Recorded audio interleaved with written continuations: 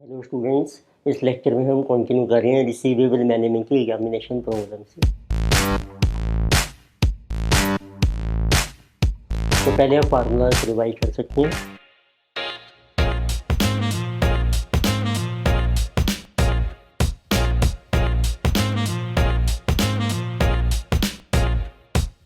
तो let us start problem number 10। तो in this question data given is JKL Limited considering a revision of its credit policy with a view to increasing its sales and profit। हम अपनी credit policy revise कर रहे हैं। Currently all sales are on credit basis and customers are given 1 month time to settle the dues and it has a contribution 40% on sale। एक mean जो balance है आपका वो है वेरिएबल कॉस्ट 60%, क्योंकि सेल माइनस वेरिएबल कॉस्ट होती है contribution and it can raise additional funds at a cost of 20% per annum। Opportunity cost of funds हमें दी है 20%। मार्केटिंग मैनेजर का कंपनी है given the flowing option along with estimates for consideration से। तो अब देखिए आपको डाटा दिए हैं, करंट पोजीशन भी दी है, 1 ऑप्शन, 2 ऑप्शन, 3 ऑप्शन, 3 ऑप्शन आपको और दिए हैं। सभी में आपको सेल्स मेंशन किए हैं रुपीज़ इन लैक्स में। क्रेडिट पीरियड है आपका एसीपी मंथ्स में, बैगेस से दिए हैं, percentage of sale, cost of credit administration आपको मेंशन की है। तो you are required to advise a company for your best option and debtors are valued on sale basis. तो आपने सिंपली इवैल्यूएट करना है डिफरेंट क्रेडिट पॉलिसी का, उसके लिए प्रिपेयर करके इनकम स्टेटमेंट और डेटर्स हम कैलकुलेट करेंगे सेल बेसिस पर। तो लेके से इनकम स्टेटमेंट को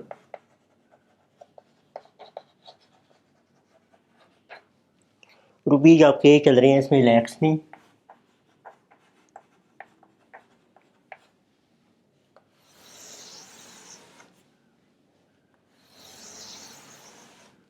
क्रेडिट पॉलिसी आपको मेंशन की है। So first we have a present policy,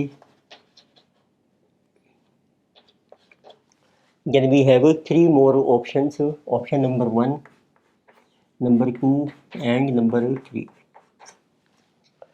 इनमें सेल्स आपको मेंशन की हैं। तो सबसे एसीपी भी आपको दिया है, बैगेस भी हैं। तो सबसे पहले चलो डेटर्स कैलकुलेट कर लेते हैं, जिसके बेस पर हमें कैलकुलेट करनी होगी अपॉर्चुनिटी कॉस्ट। डेटर्स आपने वैल्यू करने हैं सेल के बेस पर, तो फार्मूला हो जाएगा sale into ACP divided by ACP आपको इसमें दिया है मंथ्स में, तो डिवाइडेड बाय 12 मंथ्स। तो लेटर से देखिए सेल्स आपको दी हैं रुपीज़ लैक्स में चल रहे हैं। सेल है आपकी 200, प्रेजेंट पोजीशन फर्स्ट ऑप्शन में 210, सेकंड ऑप्शन 220, थर्ड ऑप्शन है 250। तो एसीपी मेंशन कर रखी है, how much is our ACP, ये आपके पास है मंथ्स में।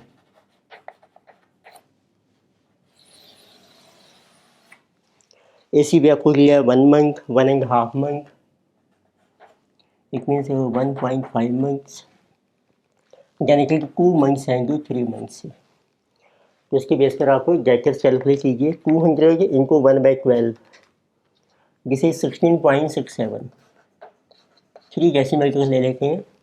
देन 210 की सेल्स है आपकी into 1.5 divided by 12, 26.25, 220 into 2/12, this is 36.667। then 250 into 3 divided by 12, 62.25। अब सेल में से लेस करते हैं वेरिएबल कॉस्ट, तो ये आपकी आ जाएगी 60%। बैलेंस आपका आ जाएगा कंट्रीब्यूशन। कंट्रीब्यूशन जो को आपको मेंशन किया है 40% ऑफ सेल। तो 60% is 120, contribution is 40%। So 210 into 60%, 126, contribution is 84। So 220 into 60%, 132, contribution 88, 40%। So 250 into 60%, 150, contribution is 100। उसमें से आप माइनस कीजिए अपनी एक्सपेंसेज, जैसे आपको मेंशन किए हैं। एक तो बैग गेट्स हैं हमारे, ये परसेंटेज तो सेल्स के ऊपर किए हैं। What are bad debts? बैगेज देखो आपको मेंशन दिए हैं, these are 2%, 2.5%, then it will give 3% and 5%। ये मैंने लिखे हैं सभी चारों पॉलिसी के। तो फर्स्ट पॉलिसी में सेल है 200 इंटू 2%, इस विल बी 4 लाख, यानी कि 210 इंटू 2.5%, 5.25, यानी 220 इंटू 3%, 6.6 लैक्स, यानी 250 इंटू 5%, 12.5। फिर आपको दिए कॉस्ट टू क्रेडिट एडमिनिस्ट्रेशन, ये होती है कलेक्शन एक्सपेंसिस, जैसे से जब हम मनी कलेक्ट करती हैं, it mean this is administration और we can say collection expenses.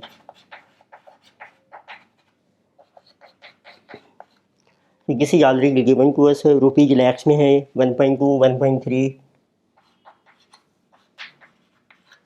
यानी कि 1.5 and 3।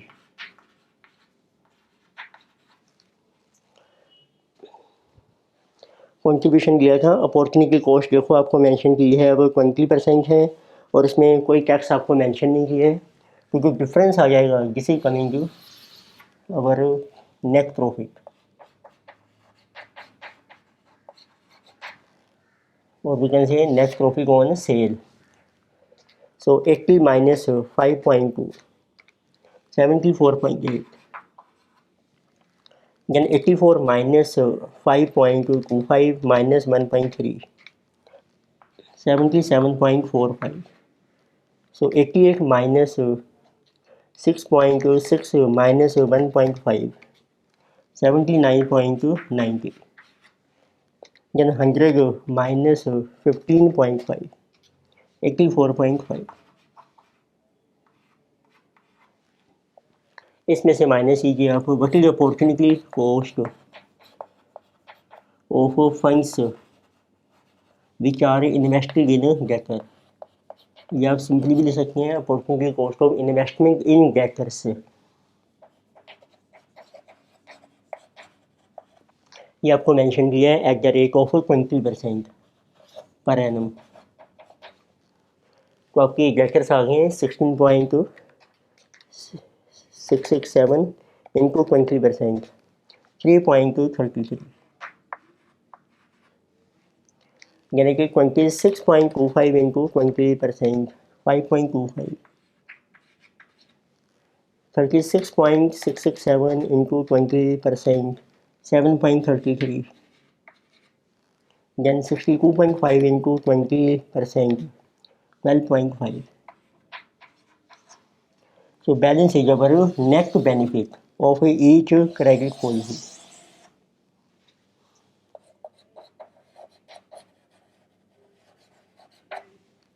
In first policy 74.8 minus 3.33,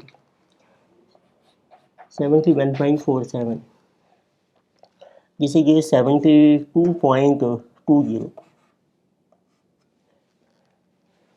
Then 79.9 minus 7.33, 72.57. 84.5 minus 12.5, 72. तो जिस पॉलिसी में आपका नेट बेनिफिट मैक्सिमम होगा that will be best policy. तो देखिए मैक्सिमम है आपका 72.57, so this is your best policy. So firm should select policy number 2 which gives maximum benefit.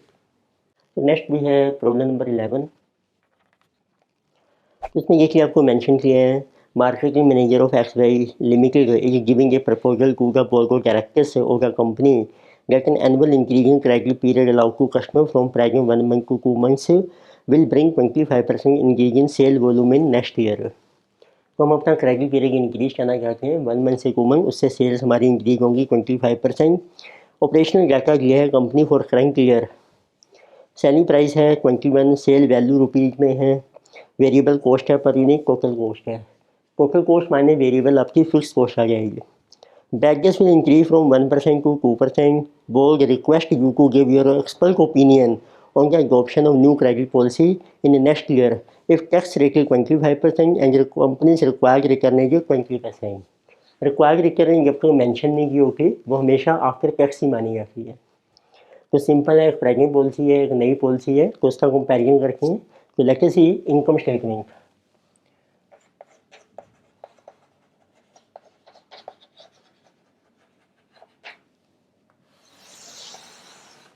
It means आपको क्रेडिट पॉलिसी जो मेंशन की है, तो आपको क्रेडिट पॉलिसी जो मेंशन की है, one is present policy and one is our new policy और we can say propose policy. तो सबसे पहले तो आपको ये मेंशन किया कि जो हमारा एवरेज कलेक्शन पीरियड है ACP, ये मंथ्स में दिए हैं आपको, ये हम इंक्रीज करेंगे प्रेजेंट 1 मंथ से लेकर 2 मंथ्स में, उससे सेल्स हमारी 25% इंक्रीज हो जाएंगे। अब सेल्स आपको ना कैलकुलेट करनी पड़ेंगी क्योंकि आपके पास है सेल्स रुपीज में और सेलिंग प्राइस भी है आपके पास। तो let us calculate sales units. इसका फार्मूला बन जाएगा sales divided by selling price. तो प्रेजेंट जो सेल्स हैं 18,90,000 है, सो 18,90,000, उसको डिवाइड कर रखिए, सेलिंग प्राइस है आपका 21 रुपीज, तो 1890 डिवाइडेड बाई 21, तो आपके प्रेजेंट यूनिट्स आ गए 90,000। अब इसमें इंक्रीज हो जाएगा 25%, लेकिन नई पॉलिसी में प्लस कर दो 25%, plus 25%, now it will become 112,500। Badges आपको दिए हैं, कलेक्शन पीरियड है, आपको एक कैलकुलेट करने पड़ेंगे डेटर्स, कितनी आपकी मनी इन्वेस्ट हो रही है, ये हम कैलकुलेट करेंगे कॉस्ट ऑफ सेल के बेस पर इनको ACP आपका मंथ्स में है, सो डिवाइडेड बाय 12 मंथ्स। तो हम बना के इनकम स्टेटमेंट में सबसे पहले आपकी आ जाएंगी sales, less cost of sale, इसमें दो कॉस्ट है, वेरिएबल और फिक्स कॉस्ट। प्रेजेंट सेल देखो आपकी है 90,000 इंटू 21, 18,90,000। अब देखो वेरिएबल कॉस्ट आपको दे रखी है at the rate of ₹14 per unit, तो at the rate of 14, total cost है आपकी एट द रेट ऑफ 18, तो 18 माइनस 14, फिक्स कॉस्ट है हमारी प्रेजेंटली ₹4, तो जो प्रेजेंट बेसिस पर आएगी वो सेम रहेगी आपकी। सो वेरिएबल है आपकी 90,000 इंटू 14, उसको मल्टीप्लाई करो यूनिट से 1260, फिक्स क्या है 4 इंटू 90 360, ये आपकी कॉस्ट ऑफ सेल आ गई। बैलेंस है जो profit on cell,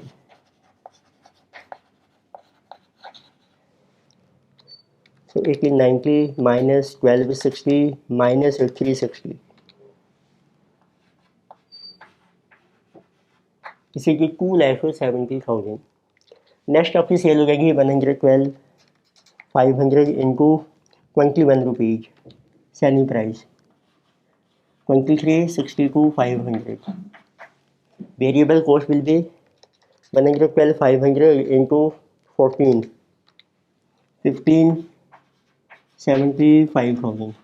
fix cost आपकी सेम रहेगी, it will not change due to change in units 360, so this will be total cost to sale. So profit is 23,62,500 minus 15,75,000 minus 360. So profit on sale is coming 427,500. तो उसमें से आप minus कीजिए अपने बैड से,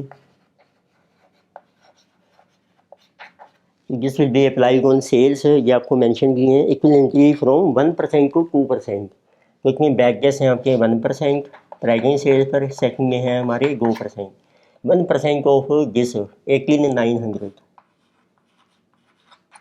2% of total sale 23,62,500 into 2%, 47,250, so this will B PBT, profit before tax.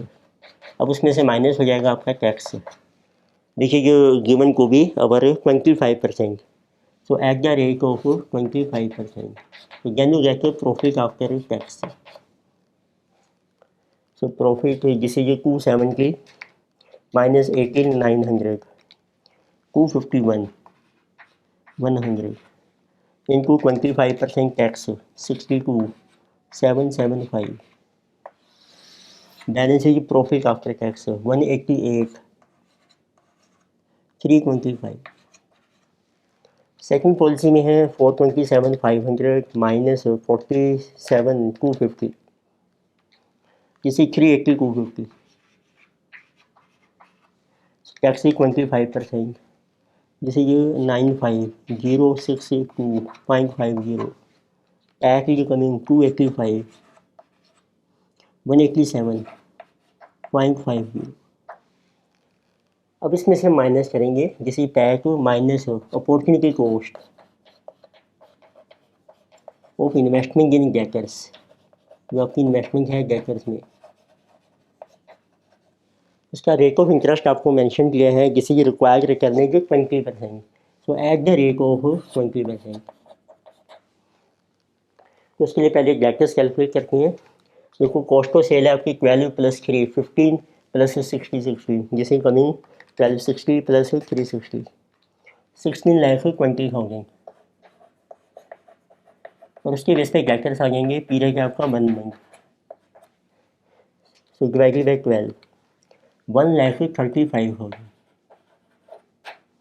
Second case में आपकी कॉस्ट ऑफ सेल है 15,75,000 प्लस 360, 19,35,000,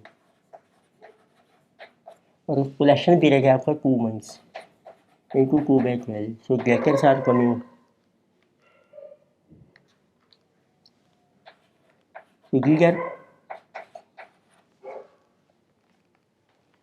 इसमें डेटर्स आ रहे हैं आपके 322,500।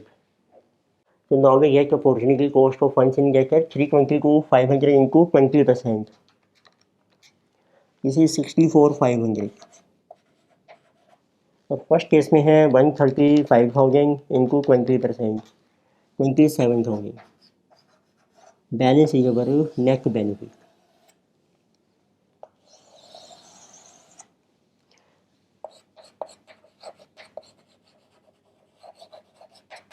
जिस पॉलिसी में नेट बेनिफिट आपका हायर होगा that will be better, so this is coming 161,325, and this is coming 285, 187.5 minus our 64,500, this is 220, 687.50। तो आप पैसे को राउंड ऑफ भी कर सकते हैं रुपये में। तो सेकंड पॉलिसी में आप देखेंगे प्रॉफिट हमारा इंक्रीज हो रहा है, तो दिस इज बेटर पॉलिसी, तो we should accept this new policy. इस क्वेश्चन में देखिए आपको डाटा मेंशन किया है, PTX limited considering change in its present credit policy, currently it is evaluating two policies, company is required to give a return of 20% on investment in new accounts receivable। तो आपकी जो investment है receivable में उस पर return मिलनी चाहिए 20%। Company variable cost की 70% को selling price, information regarding present propose policy है जो फॉलो है। तो तीनों पॉलिसी का डाटा हमें मेंशन किया है, tracking policy, policy option number 1 and policy option 2। Annual sales हैं क्रेडिट में, डेटर्स टर्नओवर रेशो दी है आपको, लॉस ड्यू टू बैक जैसे given, return on investment in new accounts receivable based on cost of investment in debtors, which option you will recommend. तो इसके लिए prepare करके इनकम स्टेटमेंट को compare our net benefit of each policy.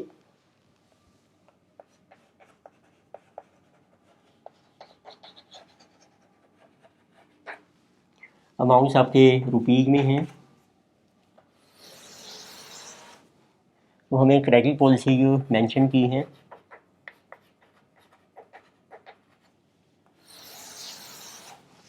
So first मैंने जो present policy, then policy option number 1, policy option number 2, और दो propose policy हैं आपके। तो आपको देखो सबसे पहले मेंशन किया है, आपको रिक्वायर्ड रिटर्न दी है 20%, कंपनी की जो वेरिएबल कॉस्ट ऑफ सेल है जिसे 70% ऑफ सेलिंग प्राइस। तो स्टार्ट करते हैं सबसे पहले सेल से, तो लेस कर लीजिए आप वेरिएबल कॉस्ट 70%, और इसमें आप देखेंगे कोई फिक्स कॉस्ट हमें मेंशन नहीं किया है, तो यही हमारी कॉस्ट ऑफ सेल मानी जाएगी। बैलेंस है ये प्रॉफिट ऑन सेल, उसमें से फिर हम माइनस कर देंगे। अब आपके लॉस हो रहा है जिनको बैड डेट्स,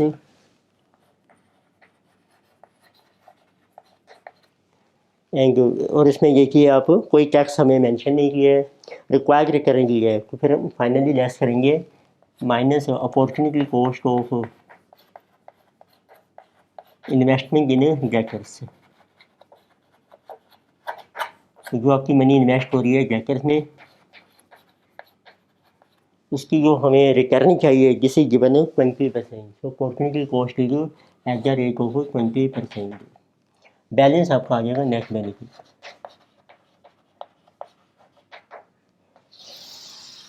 इट मीन्स और उसके लिए आपको डेटर्स भी कैलकुलेट करने पड़ेंगे। डेटर्स का फार्मूला बन जाएगा आपका what is your cost of sale into our average collection period. अब देखो इसमें एवरेज कलेक्शन पीरियड तो नहीं है, डेटर्स टर्नओवर की है। डेटर्स टर्नओवर का फार्मूला ये होता है debtors turnover ratio is equal to credit sales divided by average debtors. तो इट मीन्स इस फार्मूले से हमारे डेटर्स कैलकुलेट हो जाएंगे, cross multiply credit sale upon debtors turnover ratio. तो इसमें हमारा ये फार्मूला अप्लाई हो जाएगा। So debtors are equal to credit sale divided by debtors turnover ratio। अब debtors turnover ratio देखो आपको तीनों पॉलिसी में मेंशन की है, तो मेंशन करके हैं देखा। सबसे पहले सेल्स हैं आपकी सारी क्रेडिट सेल्स हैं रुपीज़ में, प्रेजेंट सेल है 30 लाख रुपीज़।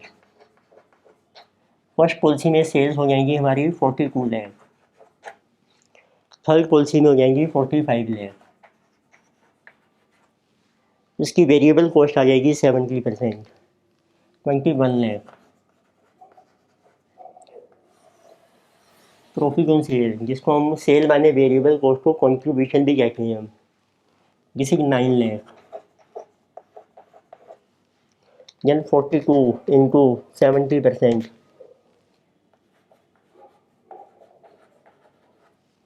तो थर्ड पॉलिसी में 45 लाख की सेल है, so variable cost is 70%, 3150। Balance is our contribution 13,50,000। अब आपके पास हैं बैक गेस, ये आपको मेंशन किए हैं 3%, 5%, 6%। तो बैक गेस कंसीडर कर लेते हैं 3% ऑफ सेल जिसे कमिंग 90,000, यानी कि given 5% of sale 42 lakh into 5%, so 2 lakh 10,000, यानी कि गिवन को भी 6% of sale, so 45 into 6%, so 2 lakh 70,000। अब आप कैलकुलेट कीजिए opportunity cost of investment debtor. तो उसके लिए पहले डेटर्स कैलकुलेट होंगे, क्रेडिट सेल, और डेटर्स को आपने मेजर करना है कॉस्ट के ऊपर। It means we will take cost of credit sale. तो क्रेडिट सेल्स हम ले रहे हैं एट कॉस्ट। तो अब देखिए कॉस्ट ऑफ क्रेडिट सेल है 21 लाख, इसको डिवाइड कीजिए डेटर्स टर्नओवर रेशो देखो आपको मेंशन की है जिसे जो 4 टाइम्स। सेकंड केस में है आपकी 29 lakh 40,000 cost of credit cell. इस केस में डेटर्स टर्नओवर है आपकी 3 टाइम्स, यानी 31 लाख 50,000। इसमें आप देखेंगे डेटर्स टर्नओवर है आपकी 2.24 टाइम्स, तो उससे आपके डेटर्स आ जाएंगे 21 lakh divided by 4, 525,000, then 29 lakh 40,000 divided by 3, so 9 lakh 80,000, so 31 lakh 50,000 divided by 2.4, 13 lakh 12,500। तो इन डेटर्स के ऊपर आप कैलकुलेट कीजिए अपॉर्चुनिटी कॉस्ट आ जाएगा 20%, सो इनटू 20%, तो जिसमें जो coming 262,500, then 980 into 20%, 196,000, then 525 into 20%, 105,000। इसको करके माइनस बैलेंस आ जाएगा आपका net benefit of each policy. तो फर्स्ट बनेगी 9 lakh minus 90,000 minus 105,000, this is 7 lakh 5,000। ये हमारा नेट बेनिफिट। सेकंड केस में 12,60,000 माइनस 2,10,000 माइनस 1,96,000 854,000। और थर्ड केस में है 13,50,000 माइनस 270,000 माइनस 262,500 जिसे कि 817,500, जिसमें आपको सबसे ज़्यादा बेनिफिट मिल रहा है कि बेस्ट पॉलिसी। सो जिस बेनिफिट के हाईएस्ट बेनिफिट है आपका, so this is best policy. तो कंपनी में select policy number 1 to maximise your profit.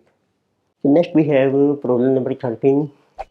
So this problem is similar to problem number 5 which we have already done. Let us see.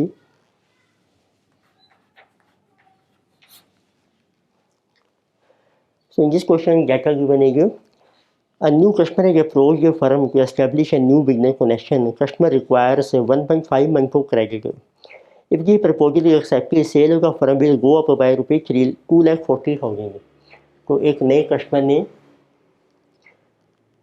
नए customer ने आपको approach किया है और उसको हम क्रेडिट पीरियड ऑफर कर रहे हैं 1.5 मंथ, और उस कस्टमर से आपको सेल्स मिलेंगी जिसे कि 2,40,000। और आपको ये मेंशन किया है आपका जो क्रेडिट पीरियड हम ऑफर कर रहे हैं कस्टमर को जिसे 1.5 month. The new customer is being considered as a member of 10% risk of non payment, और उसमें रिस्क है आपका 10% of non payment. It means risk of bad debts is given. Non payment का मतलब है बैड डेट्स, जिसे given 10%। तो 10% आपके बैड डेट्स हो सकते हैं इसमें। The cost of sale is 80% of sale, tax rate है आपका 30% and desired return on investment in debt is 20% after tax. तो आपको जो रिक्वायर्ड रिटर्न चाहिए जिसे 20%, और ये आपको दे रखी है आफ्टर टैक्स, और इसमें टैक्स रेट भी आपको दिया है 30%। So now they are asking, give your opinion on the basis of calculation, means whether we should accept offer from a new customer or not. तो इनकम स्टेटमेंट बनाते हैं। Sales है आपके पास, लेस कर लीजिए आप cost of sale. Cost of sale है आपकी 80%।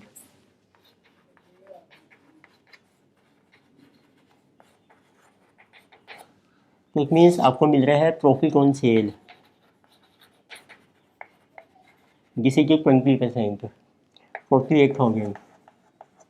तो बैलेंस आपकी है कॉस्ट ऑफ सेल 80%। तो cost of sale coming 240 minus 48 जिसे 1,92,000। इसमें से अब आप माइनस कीजिए बैड डेट्स हैं आपके 10% ऑफ सेल। तो बैड डेट्स कैन भी 240 की सेल है 10% 24,000। तो इसमें बैलेंस है जो profit before tax 24,000। Tax rate है 30% at the rate of 30% 7,200। Balance है जो प्रॉफिट आफ्टर टैक्स। तो 24,000 minus 30% 16,800।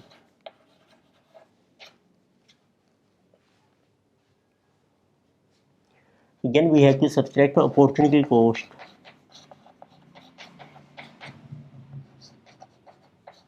of investing in debtors। तो ये हम कैलकुलेट करेंगे ऑन कॉस्ट बेसिस। कितनी कॉस्ट ऑफ सेल है आपकी 192। फार्मूला है आपका cost of sale into average collection period upon, ये आपको दिया है मंथ्स में, डिवाइडेड बाय 12 मंथ्स। तो cost of sale is 1,92,000 into 1.5 months divided by 2। तो आपके डेटर्स आ रहे हैं तो 1,92,000 इंटू 1.5 डिवाइडेड बाई 12, इसे 24,000 के आपके डेटर्स हैं। अब जो आपकी अपॉर्चुनिटी कॉस्ट है रिक्वायर्ड रिटर्न वो आपको दी है 20% after tax. So at the rate of 20%, तो जिस विल बिकम 24,000 इंटू 20%, जिसे ये 20% 4,800। तो बैलेंस आपका आ जाएगा net benefit.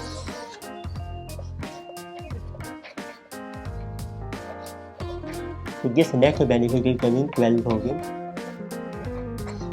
So it is positive. Therefore, we may accept a proposal from a new customer. So since profile is positive, accept the offer of a customer.